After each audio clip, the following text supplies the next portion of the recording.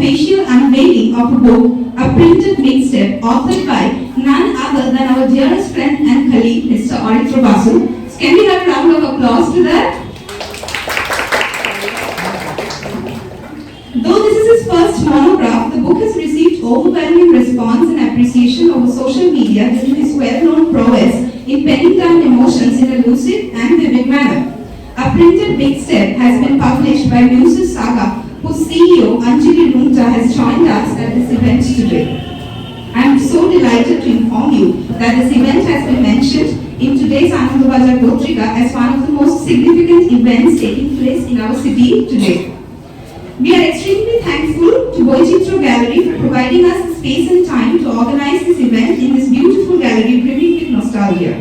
Located in the Heritage Coffee House building, College Street, it memorializes the earliest of Bengali endeavors to create a photographic space and carries the tradition further by merging with the cultural scenario that the location still represents. Undoubtedly, we couldn't have selected a better venue for commemorating such a special event. To add more glitter to this occasion, we have been joined here today by Professor Srimati Mukherjee, Department of Performing Arts at Presidency University, Kolkata, Dr. Saurav Banerjee, and also publisher of Muses Saga, Anjali Runta. And I now request our chief guest, Professor Srimati Mukherjee, to occupy her seat on the dais kindly.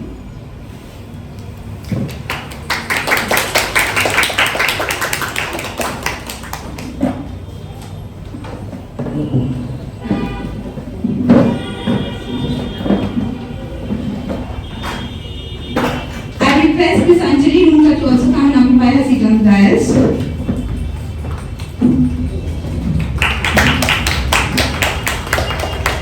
Mr. Aritra Basu, kindly felicitate our chief guest.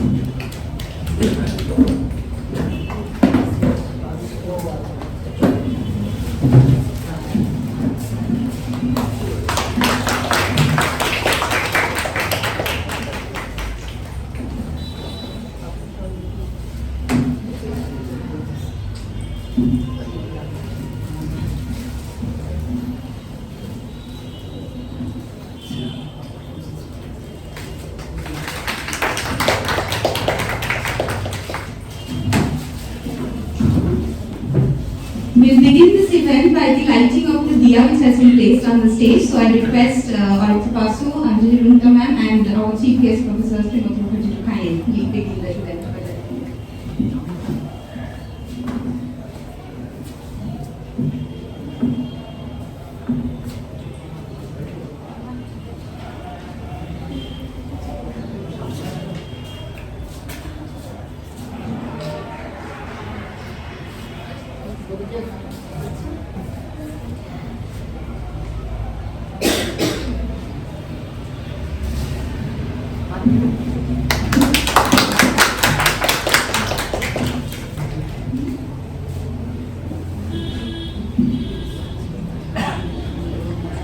I take this opportunity to introduce our chief guest to all the audience who have assembled here today. Professor Srimati Mukherjee is a professor in the Department of Performing Arts at Presidency University, Kolkata. She was a Fulbright Visiting Lecturer Fellow to the Department of English and Comparative Literature at San Diego State University in the fall of 2011.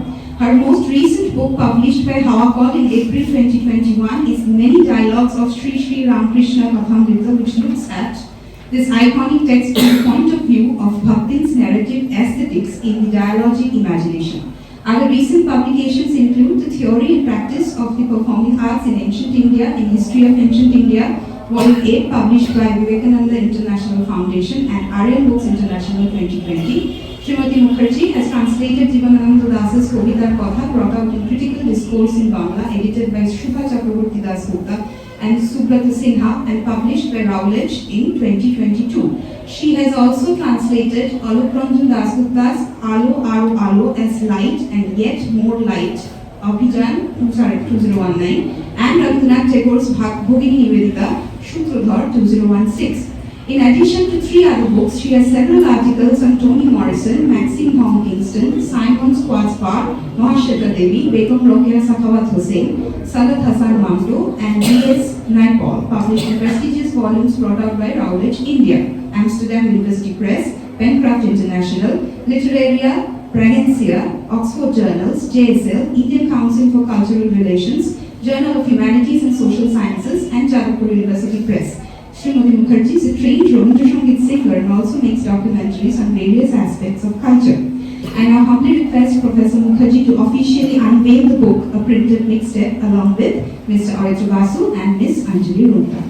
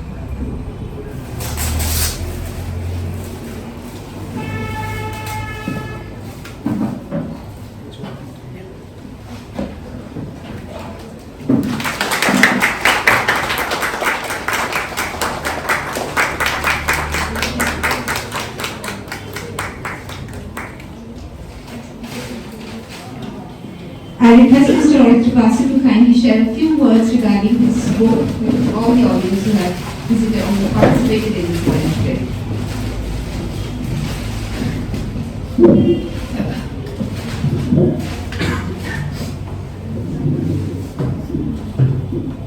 Good evening, everyone.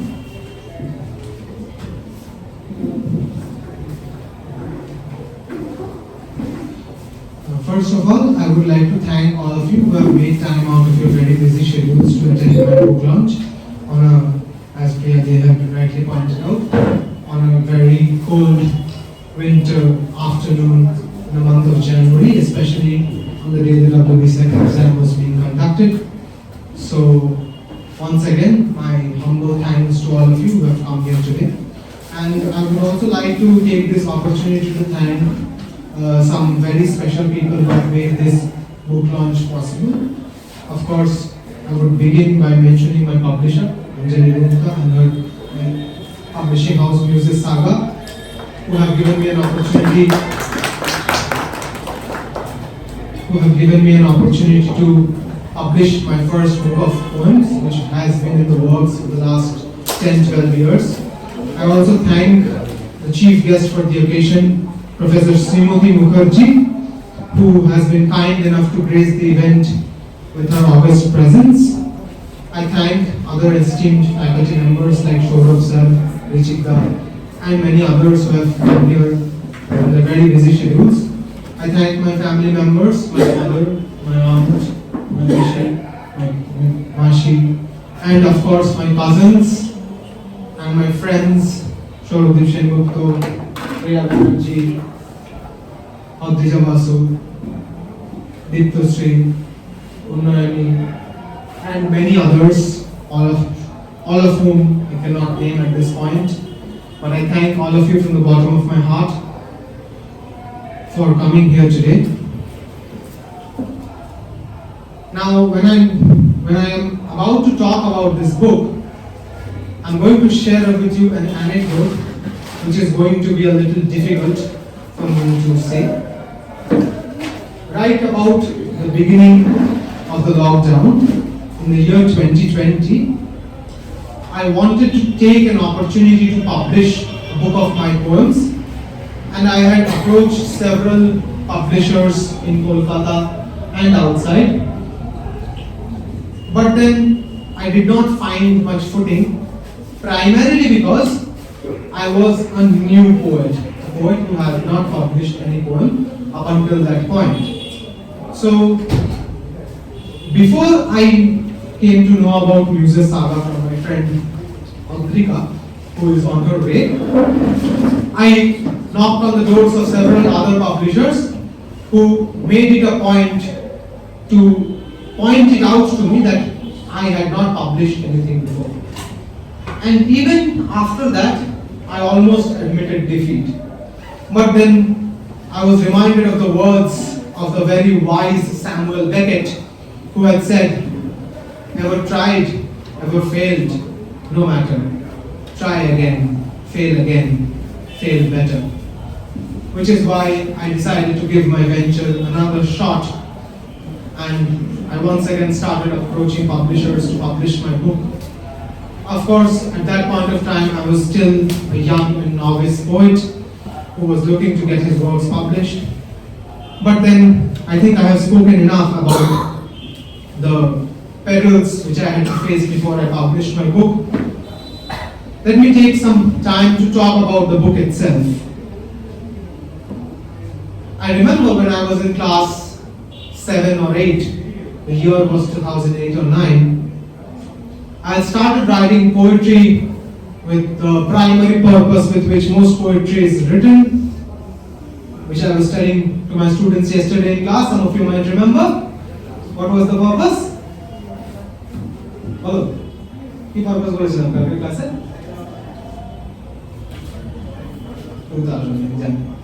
The purpose was to woo someone, right? So, and of course, like most of the sonneteers of the 16th century, I too did not make much success out of my efforts. But then the poet in me continued to live on for a long 15 years. I know the back of the book poem and the blurb of the book says 10, but actually it's 15. In my bookshelf, I've also mentioned this in my YouTube video which I had published a couple of days ago. In my bookshelf there is a small classmate notebook, A5 pages, where my poems from the years 2010 to 2015 have been collected. And there will come a time in the future when I'll publish those poems as well. But that time will come when I would have established myself as a poet in the realm of all the poets who work, write, and revel in their own ways. So this book mostly contains poems which have been written after I joined my college at Ramkrishna Mission Narendrapur in the year 2014. But a big chunk of them were written for this event which most of you might not be knowing. It's called the National Poetry Writing Month, NaPoWriMo as it is shortly called. In the year 2016, an organization called Airplane Poetry Movement, run by two beautiful and stunning poets, Shantanu Anand and Nandini Verma, brought this NaPoWriMo to India, and more importantly to Facebook, where I lived for most of the day, and I still do. And they gave us 30 prompts for 30 days of the month of April. I still remember I met a bunch of my poet friends, some of whom could not make it here today, like one of my dearest friends who has been mentioned in the acknowledgement, Relina Sharnal, who had given me much hope, support, and belief that I too can make it. Out of those 30, I believe almost 10 have made it to the book. 20 more have been from the NaPoWriMo of 2021. Freshly out from a breakup, almost 7 days after I broke up, on 23rd March 2021, if I remember correctly. The NaPoWriMo of 2021 began after a week of that event, and of course all the angst, sorrow, pain, loss, everything that I felt was transformed into the poems that I wrote, and I believe all the 30 poems that I wrote for NaPoWriMo 2021 have been included in this book. Whilst writing for these poems, I came across a poet on Facebook called Brian Wilson, who experimented with form. If some of you might have come across this book called The Poetry for Life, published by Penguin, edited by Laura Barber. This book had several poems which experimented with the form of poetry. If you go towards the end of my book, I think on somewhere around page 80, you will find a poem called Skin/Body, which experiments with the form. You will also find another poem called Flow, another poem called Hollow. There's also another one called Closeness, all of which experiment with the established form of the poem, where the established stanzas or the ways in which a poem functions through proper prosody, rhyme, rhythm, spaces between words, spaces between stanzas, all of these have been shattered in an attempt to question what we truly understand as poetry. Some of you also, while I was writing this poem, I was also reminded of the great theorist and thinker of the 20th century, Tristan Tzara, who in his Dadaist manifesto told us that any sequence of words we put together in any random order would make up just a good poem, would make up as good a poem as a Shakespearean sonnet, if I remember my quotes well, which I don't think I do. But then, this book has been a very special moment for me, primarily because it has made its impact in my mind, in my psyche, and in my life in an unforeseen way. When I made the declaration that I'm going to publish my book on Facebook, I still remember more than 300 people responded to it. And today when I'm launching my book, I can barely see 30. So the difference between who actually is there to support you and who is there just to show their support in a make-believe way is very clear to me on this day and age. But anyway, what I would like to say in this context is that many people have often asked me why I wrote these book poems in English, which is a very good question, which I will answer at this point, which is, I have been a student of English literature for the last 9 years now, I believe. 2023 marks the 9th year of my studying English literature and the 3rd year of my teaching it. It's very difficult to believe that I have been teaching for almost 3 years now. So, but even then, it is primarily because this language makes me feel at home. এরকম নয় ব্যাপারটা যে বাংলায় আমি comfortable নই বা বাংলায় আমি কখনো লিখি না। ইনফ্যাক্ট আপনাদের মধ্যে যারা আমাকে ফেসবুকে ফলো করেন বা তোরা যারা আমাকে ফেসবুকে ফলো করিস বা আমার ইউটিউব চ্যানেলটা দেখিস বা দেখো বা দেখেন, তারা আপনারা সবাই জানেন যে আমি বাংলায় কবিতা লিখি, কবিতা পড়ি, কবিতা পড়াই, কবিতা পারফর্মও করি। এবং আমার দৃঢ় বিশ্বাস যে এই বছর শেষ হওয়ার আগে এইরকমই একটা বই আমি বাংলাতেও খুব শিগগিরই বের করতে চলেছি। সেটা নিয়ে আমি পরে আমার যখন নেক্সট হাফ অফ দ্য ইভেন্টে যখন কথা হবে তখন আমি সেটা নিয়ে কথা বলবো। কিন্তু এখন যে কথাটা বলার সব থেকে বেশি প্রয়োজন সেটা হচ্ছে যে এই বইটার অডিয়েন্স কারা, who are the ones who are going to read this book. This book will obviously be read by students of English literature, teachers of English literature, but by poem lovers in general. যে জীবনে একটা কবিতাও পড়ে মনে করেছে যে না এই কবিতাটা ভালো বা কবিতা জিনিসটাকে আমি অ্যাপ্রিশিয়েট করতে পারবো, তার জন্যই কিন্তু এই কবিতার বইটা লেখা হয়েছে। Today I have come with an anticipation of something very interesting happening. I have been to many book launches myself. This is the first time I'm on the other side of a book launch, and I hope this won't be my last. Though yesterday when I was panicking, I had vouched that I was never going to launch another book in my life. But then all of us go through that phase, don't we? So this book is going to be topsy-turvy ride for those of you who read it in one sitting, which is what I strongly recommend to all of you. This book is not that long, it will take you about 2 hours to read the book, if you just decide to sit and then read it from the beginning to the end.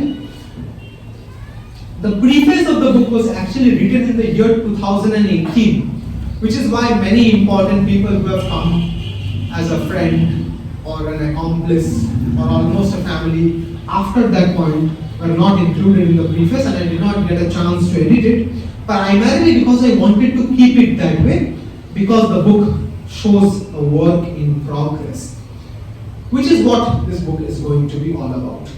So that is more or less all I had to say about the book.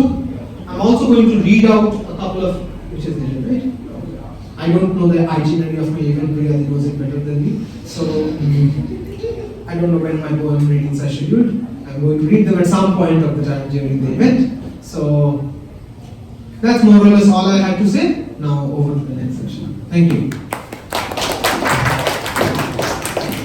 Wonderful way to express what you have thought to pen down in Printed Mixtape. Thank you, Aritra, for those lovely words and explaining your book to all of us. So I humbly request our chief guest and Aritra Basu to cut the cake and make the moments even sweeter. So please, Aritra and Shamrit, if you could help us a bit.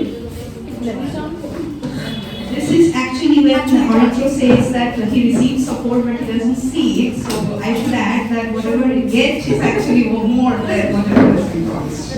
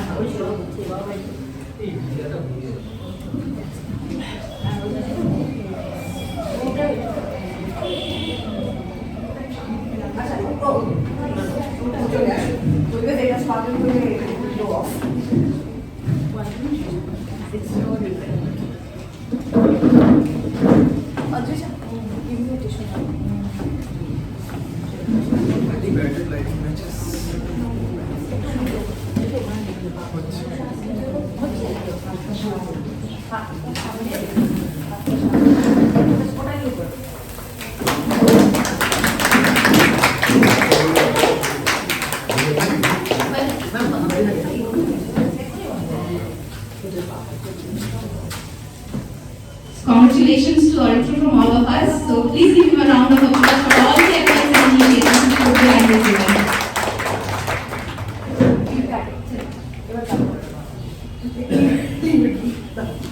Thank you. I now request our chief guest, Professor Mukherjee, to kindly share a few words regarding the book.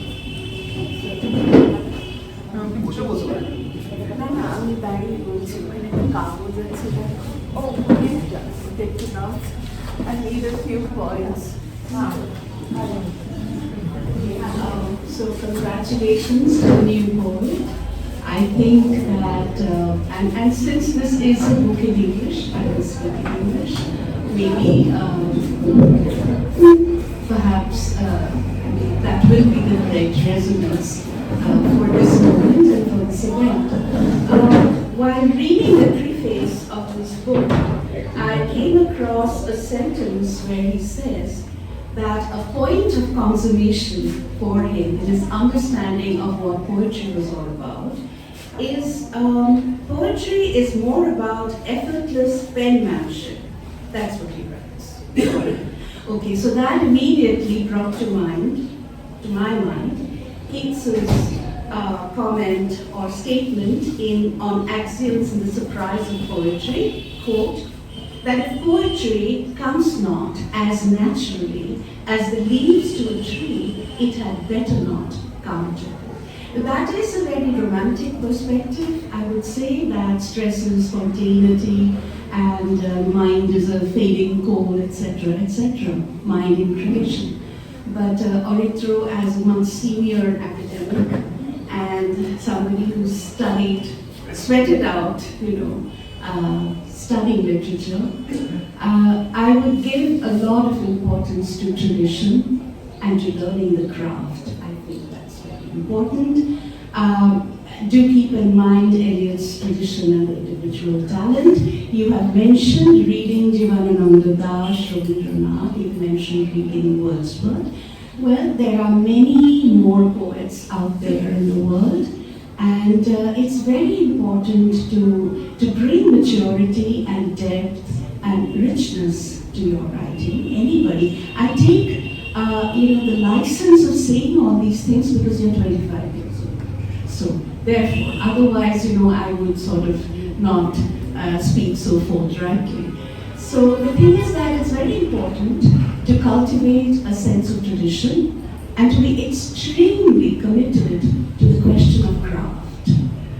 However much the romantic position emphasizes spontaneity, the way you use words, language, meter, punctuation, all that, and one needs to constantly work at it.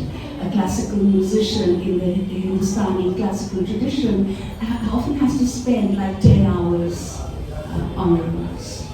So, I mean, that's what art is all about.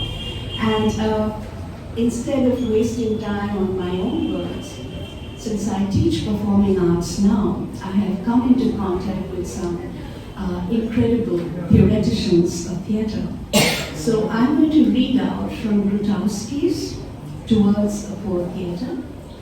The essay is Statement of Principles. I'm not reading out the entire thing, but what I thought would be appropriate for this occasion. Why do we sacrifice so much energy to our art? Not in order to teach others, but to learn with them what our existence, our organism, our personal and unspeakable experience have to give us. To learn to break down the barriers which surround us, from the lies which we manufacture daily for ourselves and others. In short, to fill the emptiness within us. So art, to fill the emptiness within us. To fulfill ourselves, art is neither a state of the soul nor a state of man. Art is a ripening, an evolution, an uplifting which enables us to emerge from darkness into the blaze of light. When I read that, I remembered the Sanskrit sloka, Asato ma Satkam, Tamaso ma Yotikam, Nityoma.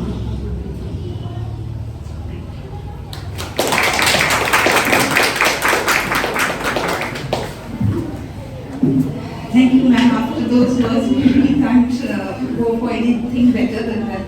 For the way you shared with us and the way you appreciated our it really means a lot to all of us as friends and family.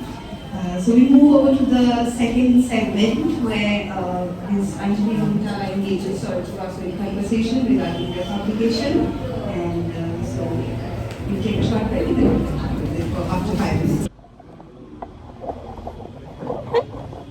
Before I read out my poems, as long as the phone gets set up, may I mention that if anyone here is in a hurry and would like to buy a copy of my book before the event ends, they are available right there, and along with an event volunteer, random event volunteer sitting here, who also happens to be my brother. So if you want a copy of the book before the event ends, you can have one. So I don't know which one to read. I did not choose one.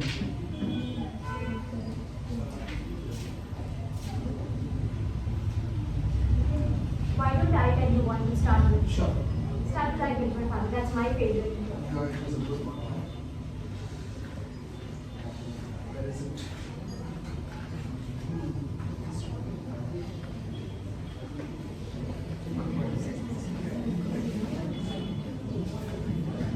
This one is called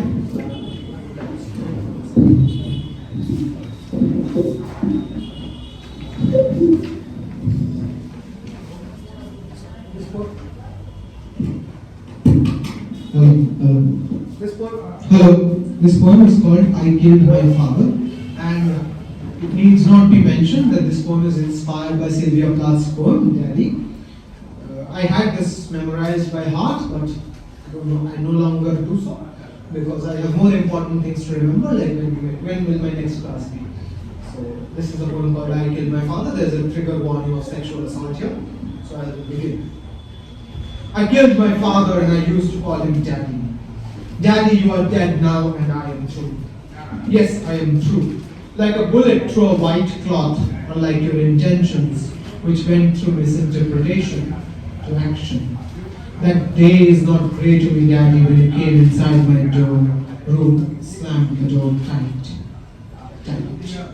That's how I wanted to feel. And oh, you did. And now, finally, Daddy, you are dead, and I am through. Did it never occur to you that you were the reason I was asexual? It won't, because now you rest in peace. Peace.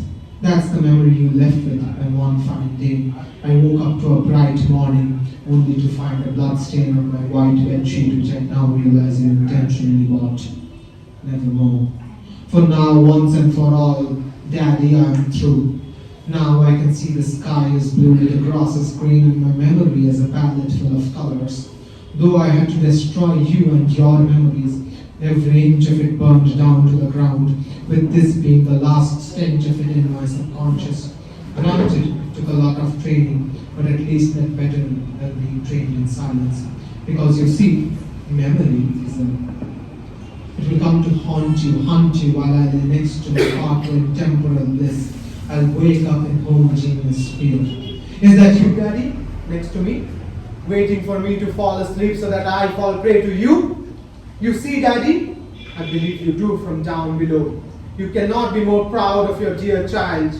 I paint now like I always wanted. I'm free, free, free. Daddy, Daddy, you are dead and I am free. It pleases you, does it not, to see me climb up after you put me down every single night for an entire year? 7 years, if you want to know.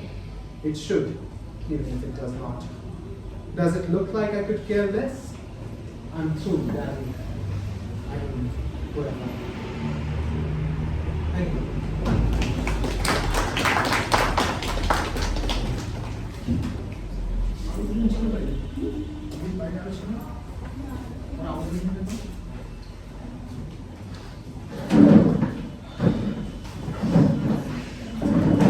I'm going to read out one more poem. Just put this mic away. I'm going to read out one more poem. This is one of my favorites. This is called Urdu Words. And it's really one of my favorites. Urdu words are now banned from this saffron land. And for that, we have to be shukrguzar. The raftar at which the words fled resembled the pace at which refugees fled from East Pakistan to the districts of Dinajpur and the two Pargonas and Murshidabad, I mean Radhakantapur as it is now called. Murshid Quli Khan is now a past of our erased past, as are the areas of Park Circus, Raja Bajar and Mitia Buruj. The nazakat with which they put us in restricted spaces, in concentric circles of celebration, made us lose the lihaz with which we welcomed them to our homes. The centenary of that visionary marked the end of our sukoon, as the sun on our home's progress set for an eternity, which on pen and paper can be called half a decade. No longer are voices allowed to roar, or a flight of red kites to soar. This kissa would probably never be read about. Only one Urdu word can save us now, the utterance of which leads you to a jail for a fortnight. Hum lad ke le, hum chheen lenge.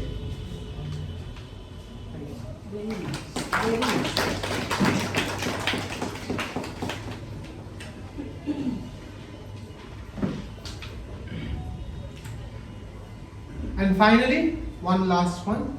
This one I had planned to read out because I had read this one out last time as well. That is Spring Offensive. This one is called Enemy of the People. It has political content as a trigger warning. I consume the differences in a geometric progression and stifle the heterogeneity in the masses with a piece of paper. The lights are turned off, the tight ropes non-existent. Forebodings of the blackout are now called Tuesdays. My 7 sisters lie safely enclosed in a parda, and I speak my imposed language with unearned pride. Hail Ram, hail Ravan, beware, beware. The sound of the protest bells wake me up in the morning. The dead bodies, my ladder to a higher throne of inhumanity. I wipe my ass with the preamble and barf out the word secular. My food poisoning is slow, but I have a feeling that Democrat will come out next. The land on which we must establish superiority has finally been seized. I think the 5 acres allotted to them is enough to fill all of their followers. I mean, how else would I define the word concentration? But you need not worry. I will be sure to note these down. This substantial decrease in the population and the potential vote count in my next speech. Located at a fortress of the color of what was once called communism, I will sure be to mention this as collateral damage. The shriek of the silence fails to reach your privileged ears and the comfort of your drawing room from where you dictate, much like me. It is the student's job to protest. I pray to Almighty, that your childless and data soon to be decitizen minority, because I will come to mourn for the loss of your in-law's death, while the 3 million under me find a use for the organs which function just as good as your saffron majority. I am the best enemy of the people you will get. I fly across decades. I fly from the extreme west to the extreme east. I alight everything. I am the chosen one. Thank you.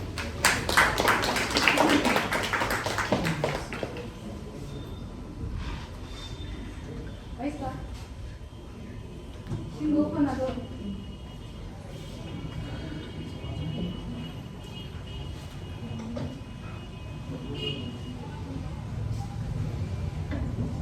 I'm guessing all the poems I'm reading out have a common theme. I'll leave it to you to guess what the theme is. This poem is called Love in the Time of Fascism. Love is now a luxury sold by the kilogram. At poetry reading festivals watched over by 5G cameras, love now rests in a tight clasp with reproduction, as it's listed as a prerequisite for mass production of yes men. The trees now don't sing for the ruler or the ruled. There was once a stampede in which 37 red roses died at the hands of 20 saffron lotuses. We had stained our sickle and hammer with the vows of love's labor lost. But by then, the final words were said at love's funeral. The word, if uttered, must be followed by for the government of the country. Else the thorns from those 37 roses will penetrate your thick anti-national skin and find out that you have sold out your heart to the ones who knew how to make love, to literature, to opinions, to freedom. They measure love out against the hate which is now a necessity. The defeat is in quantity. For in quality, love, even in the times of fascism, manages to outgrow the animosity in you and me by managing to whisper words of wisdom and thus refuses to let it be.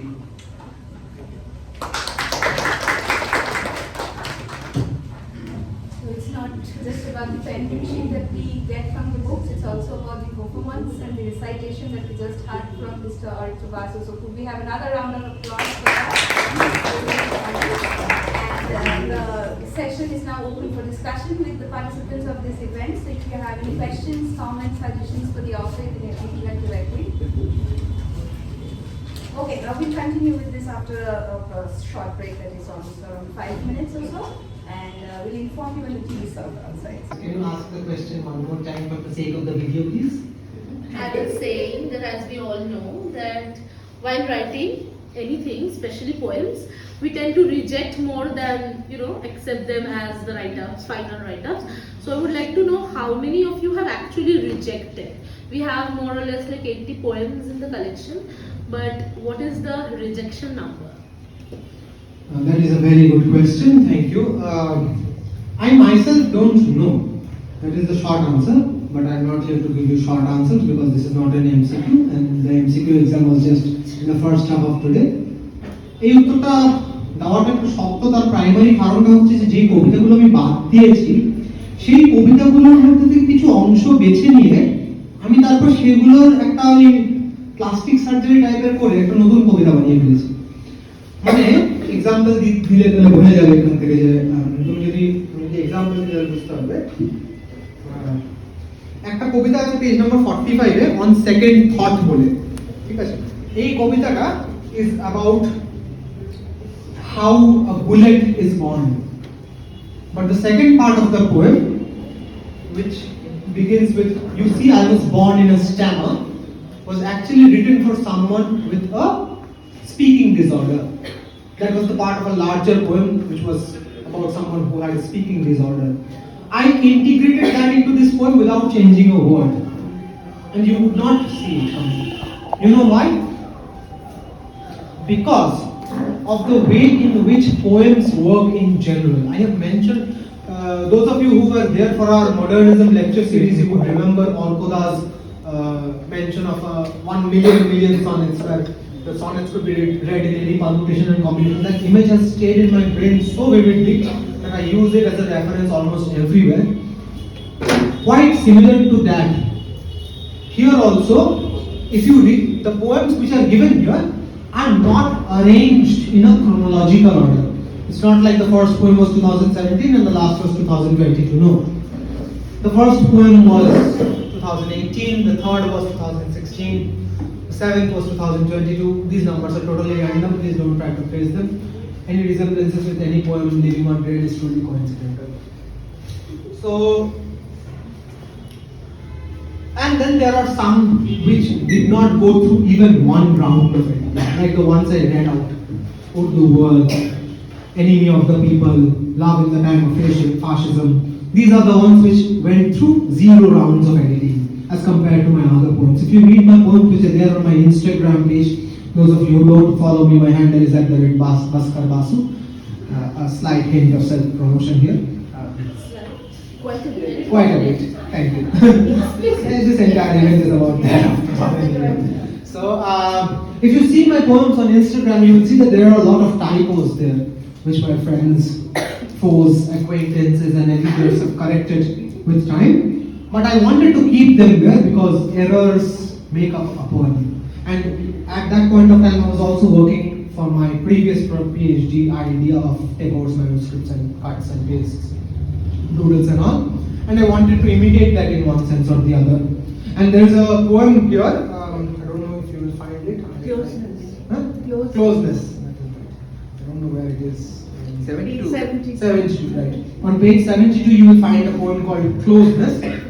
It's one of my favorites. And you know what is the unique thing about that poem? It cannot be read out. You try, you cannot read it out. Because you will lose every sense of the poem when you read it out. It's just for reading. There is another poem here called Read It Again, which is actually meant to be read from the bottom upwards.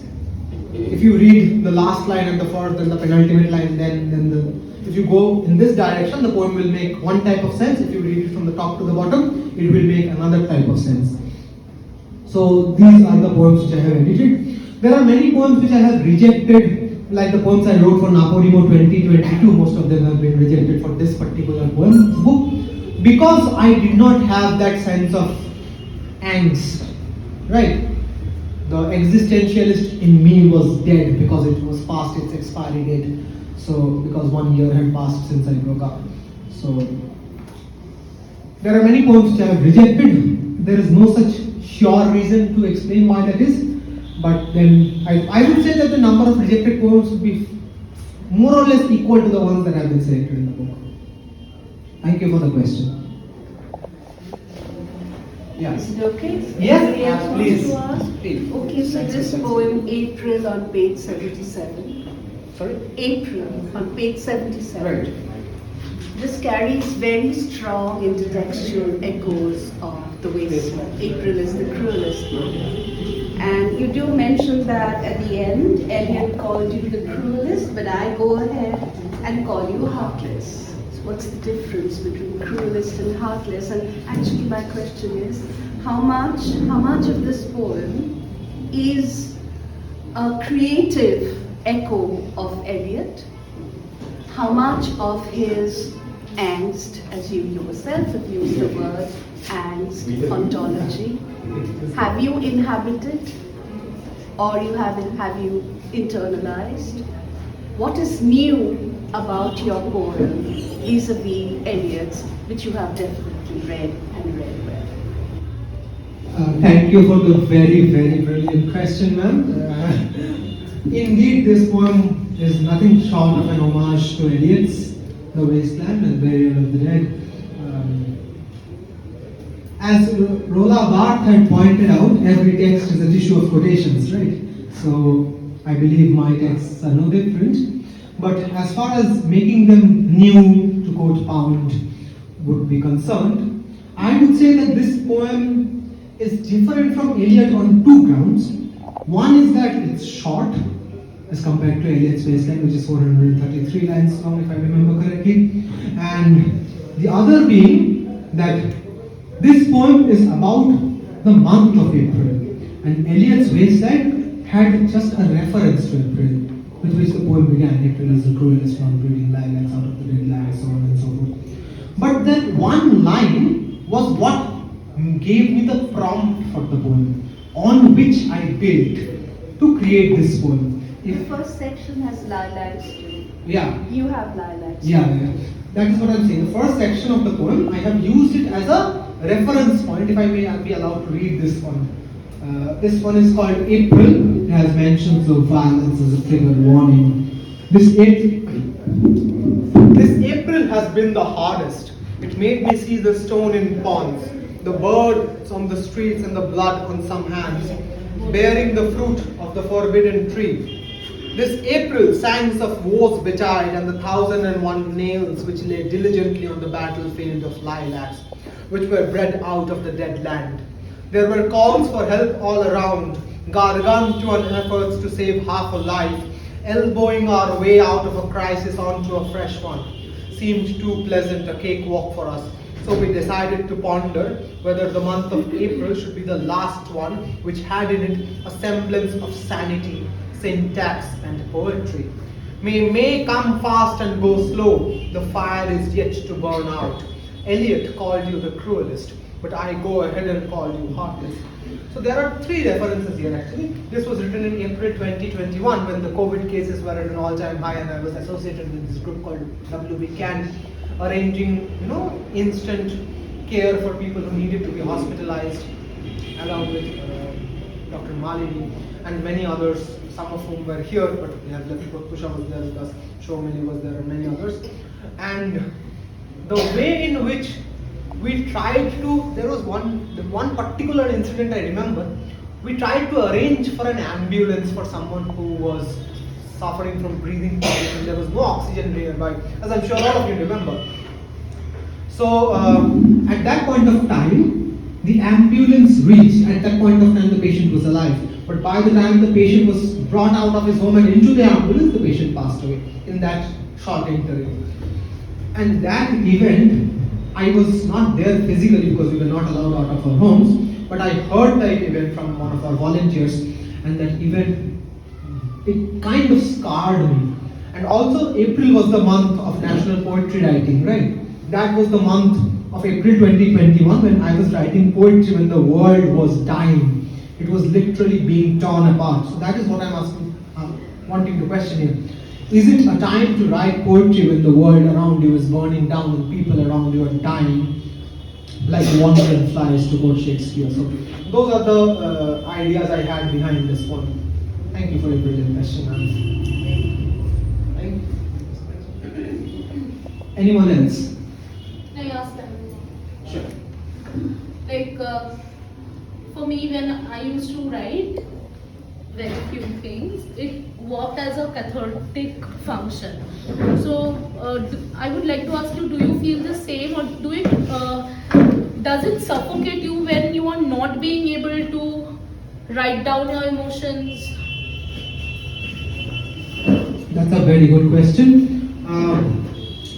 Yes, it does suffocate me every now and then, especially now when I have the means, the method, the language and the tools, just not the time. I remember the famous words of Andrew Marvell, had we but words enough and time, this scorn is my lady, well, no crime, would be no crime. So we don't have word enough and time, especially in this day and age when all of us are running towards success or glory in one way or the other.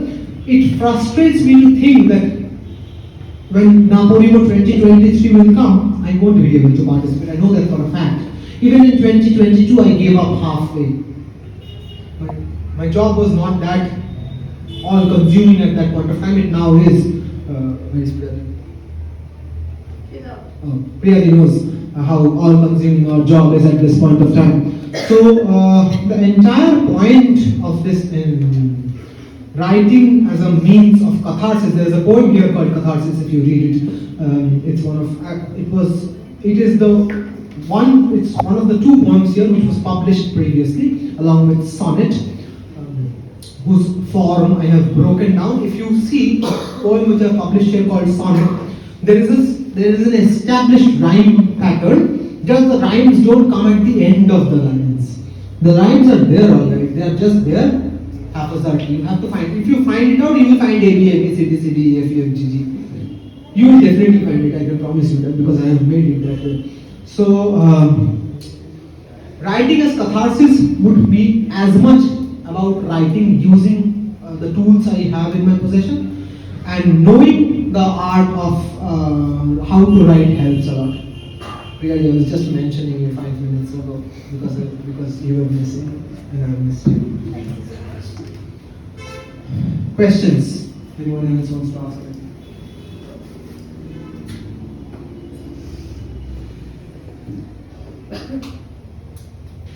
Yeah. Maybe a very meaningless question still.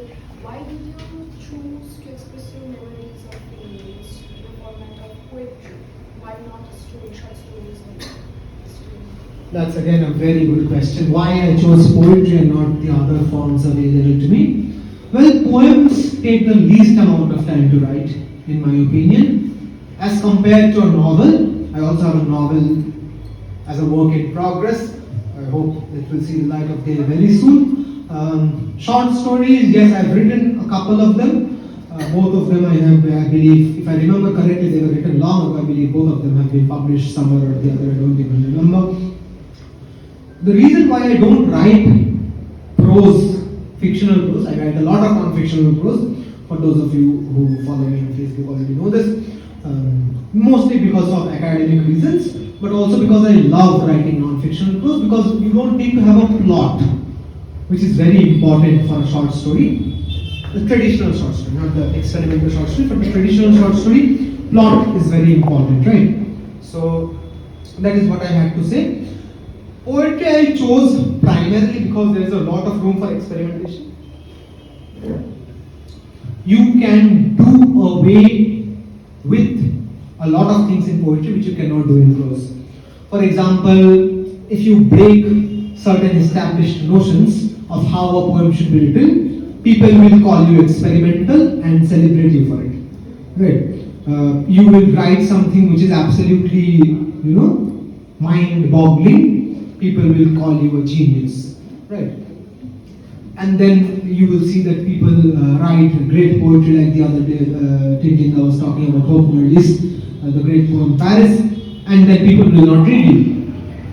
So what my point here is that with poetry, whatever I am doing, there is a lot of room for interpretation, because you see on a poem, the blank or the breathing space that I have mentioned in my poster reflects the breathing spaces that this book offers is a lot, and that is the fundamental aspect of poetry, because it allows you to breathe. Because there's a lot of blank space, you can take notes in pencil. You remember in your college days when you used to take notes? নভেলের ক্ষেত্রে আমরা note নিতে পারি না, কারণ note নেওয়ার জায়গাই নেই। কবিতায় প্রচুর নোট নেওয়ার জায়গা, কারণ ফাঁকা জায়গাটাই বেশি, তাই না? প্রিন্ট কম, ফাঁকা বেশি। আমার মনে আছে আমি যখন কবিতা পড়তে শুরু করেছিলাম, টেরি ইগলটনের একটা বই আছে, একদিন ক্লাসে বলছিলাম না, how to read a poem. ওই বইটাতে একটা জিনিস লেখা আছে, if I remember correctly, যে a poem can be identified by the amount of blank space a page has. If all the lines are going to the end, it's probably not a poem. Probably being the key word. Of course, there are exceptions called prose poems like Poe's Raven, but you see all the poems there, they have some sort of blank space or the other, and here is the preface which is written in prose, which has no blank space. So this preface took me longer than say 4 poems combined. So it is primarily because I am lazy that I chose poetry. That is the short answer. Thank you for your question, by the way. Well, I have 2 questions. The first one, Pratusha asked me, told me to ask on her behalf, like since lockdown, things have been normalized, but how did this procedure affect your writing method? And the second one is... Okay, let me answer the first one first. Sure. Because I'll forget. Okay. I have the memory of a goldfish. I can only remember my U-pin with much pain and effort. Those of you who know me know this, that I have this document called passwords, which in turn is password protected. If I lose that password, I don't know what I will do. So I will forget your question. During lockdown, there was so little to do except staying in our rooms. And how much Netflix can a person watch? Not much. And I did not have all the OTTs back then because I was poor. I was poor because I did not want to subscribe to them. So now I have all of them and I don't have time to watch even one. So you see how the scales of life balances out. When you have everything, you can't access them. When you don't have everything, you want access to them. So during lockdown, since there was a lot of free time and there was not a lot of stuff that we could do, like the agency was stolen from our behalf and it was like, you will die, there is nothing you can do about it. So I was like, why not write about it? So I wrote a lot in the lockdown, a lot. Many of the poems which have been selected here and many which have been rejected here have been written during the lockdown from 2020 to 2021. And I can tell you this, only 3 poems out of the 80 which have been written here have been written after April 2022. Only 3. Of course, a big chunk of them were also written before the lockdown, but most of them were during the lockdown. So I have not been at all productive when it comes to writing poetry after the lockdown, primarily because I have been very busy with all other stuff, teaching students, taking classes, attending seminars, giving lectures, so on and so forth. So that is the primary reason why, but also because now I have an actual job where I have to go every day, 9 to 5. I have to travel, I have to come back home, I have to do my own work.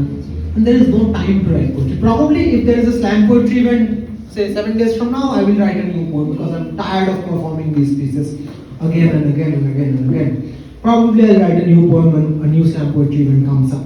Or if they ask me to judge one slam. I remember the reason why I wrote one of these poems was because I was asked to judge a slam poetry event and they asked me to perform a poem and I had no poem to perform except the old one, so I wrote a new one. That is how most of my poems work. So yeah, after the lockdown I have been very lazy and doing other stuff as compared to writing poetry. Second question? The second question is that how you thought of inserting Urdu words into English poetry coming to your mind? Oh, I have no credits to take for that. That credit will go to Jadavpur University Literary Society, who gave me this prompt as the day 4 of April. I think it was 4th April 2021. It was a prompt for the National Poetry Writing Month, and the prompt was Urdu word. And of course, I don't know Urdu, no brainer, but I do know some words thanks to reading Faiz Ahmad Faiz, Gulzar, and reading a lot of Urdu Shairi on Rekhta. So I knew a lot of words, and I also went on Google to find out which were the most commonly used Urdu words, which are known to most people. Right, and then I also consulted my MPhil guide, Dr. Haris Kadir, whose mother tongue is Urdu, to help me with the words if I have used them correctly.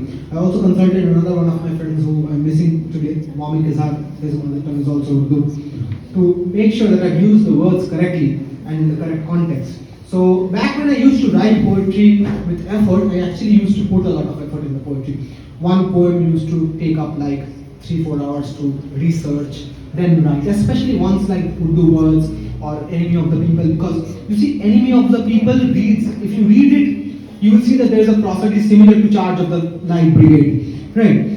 But the prosody is there not to imitate Charge of the Light Brigade, but to question whether the people who were marching into the Valley of Death, those 600 people, whether they were marching in the right direction. That is the question I wanted to ask in the question in the poem Enemy of the People. See, the point is that there are many references here which I have given and I have forgotten them myself. So if someone comes to me and says, Dada, sir, Aritra, you have given a reference like this, is it an intentional one? There is very little clarity in me. I cannot say for sure if it's an intentional one. Maybe it's unintentional, maybe it was there in my unconscious.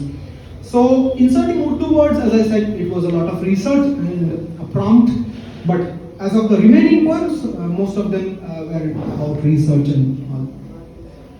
Thank you for your questions. But my question is irrespective of that.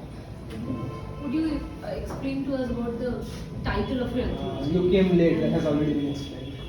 And also the cover illustration. Cover illustration was done by my publisher, Muses Saga. What was the idea behind it? So the idea came from his title mixtape. So a lot of us, like he rightly said, a lot of us don't know what mixtapes are. They used to be those cassettes, right? So I thought of something that is in that generation, and for writing, the oldest you can think is pen and paper, but when it comes to machine, typewriter. Plus typewriters look beautiful on a cover. So I have a question. Like, since I've been associated with this event for a significant amount of time, Ever since its birth, before its birth. Yeah, please tell. so what I had in my mind is that you had specified that none of the poems are arranged chronologically, right? But since I had a glimpse of the poems, you could clearly decipher which ones were earlier and which ones were later, because you could literally feel the maturity coming up. So my question was, if it's not a question, it's rather out of curiosity I'm asking you. You have mentioned that you have grown as a poet. So if you could enlighten us slightly about how your thought processes have changed or how your outlook has changed as a poet. That will require a full-length essay, but in short, if I say so, initially I used to think that poetry comes with a purpose attached to it, as an attachment comes with a Google Mail, Gmail. But later on I realized that it is optional, again like an attachment in a Gmail. So the thing is that poetry, even to this day, feels to me like an attachment which I can pursue or cannot pursue. Previously I felt like I had to pursue it, because every great literary author I have read, admired or taught has been into poetry or some other form of creation. And I cannot write novels because I'm very, very impatient, mostly. So that is the reason why I chose poetry. And I have grown insofar as understanding that for my initial poems were rhymed, right? Like children's rhymes, ABBA, ABBA, BCD, BCD, proper rhyme scheme. Now there is no rhyme scheme, except in some way in which it is intentional. I have also given up on form. I don't know which poems are in blank verse, which are in free verse, which are in staccato, which are in iambic pentameter, which are in iambic tetrameter. There are some poems where the prosody is intentional, some in which it is haphazard and random.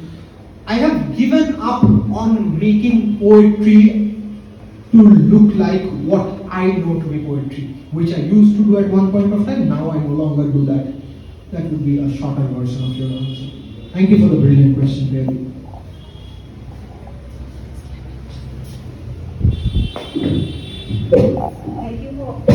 Thank you for answering all our questions with such positive attitude and clarity. We could really now say that we have associated with this book. And thank you to everyone who has come to attend this event and spent their valuable time encouraging us by the presentation. Yeah, I saw the cover of your book. It seems very on point. It seems very, well, you know, there's a tradition in Indian poetry and culture where poems are supposed to be direct and on point. There is an emphasis on minimalism, right? So this is a very beautiful, eloquent and minimalist cover that you have here. Do you champion that kind of ideology where poems are supposed to be on point and minimalistically, propagated in society, or do you endorse? I mean, in your personal views, platforms like Facebook and other formats where poetry is consistently promoted nowadays? I do both, actually. I also write poetry for myself. There are at least 50 poems which I have never published, never given to anyone to read, which are just for me, minimalistic and to the point, to soothe myself. I also have given most of these poems on Facebook and Instagram, the poems which are there. These poems, most of them have been out there somewhere or the other. So it depends on my mood, actually. So what I Why choose this kind of thing? this is just for the poems which have been selected in this book, not for my overall ideology. Thank you for your question. Thank you. So, as we are nearing the end of today's event, I'd like Aritra to deliver a vote of thanks to everybody who has come here for the same. Thank you. Well, it seems that giving a vote of thanks has become my. It seems like giving a vote of thanks has become my daily job. I have been giving a vote of thanks for the last 1 month regularly at my university. so I'm quite used to it by this point. So I would like to begin by thanking the venue, Boi Chitra Gallery, who have had a history of more than 100 years and have given us this space to host this book launch. I would then go on to thank my publisher, Muses Saga and Anjali Rumta and Aritra also for introducing me to them. Without them, this book would not have seen the light of day. I would like to thank the people who have made this event a possibility, the people who are right in front of me, the audience, with special mentions to my friend Shorodip Sengupto, Priyadi, my cousins who have come here today, my family members, my friends, students, acquaintances, and last but definitely not the least, our chief guest for the event, Professor Srimati Mukherjee, who has graced the event with her august presence and has made time out of her very, very busy schedule. I know that she has a very long day ahead of her, probably tomorrow or the day right next to it. Thank you so much, ma'am, for coming. I would also like to thank the people who could not make it today but have purchased my book and I have sent it to them via post. If you know any of your friends who would like a copy of my book and was not able to come today, please DM me. My number is, I'm sure, there somewhere on the internet. Most of you have it already. So please DM me, I'll get in touch with you. And I would also like to thank every single person who has inspired me to write even a single word in this book. Be it my fellow poets, be it the ones from whom I learned how to write poetry, be it the ones who did not read my poem when I sent it to them, be it the ones who just showed their appreciation and support but did not turn up when the time was meant to be. I would also like to take this opportunity to thank every single person who has boosted my confidence on social media, my friends, my colleagues, and every single one who is associated with this event. If I have missed out anyone, it is definitely not on purpose, it's just an accident. Thank you so much for coming. And now the event you have all been waiting for. The books are now available for your purchase as they were throughout the event. But before we go on to that, I know some of you are in a hurry. I would like all of you to come here in the front and we would like to take a picture with all of you together with a book in my hand and in ma'am's. So we could take a group picture, and those of you who are interested to buy the book, it's here for all of us.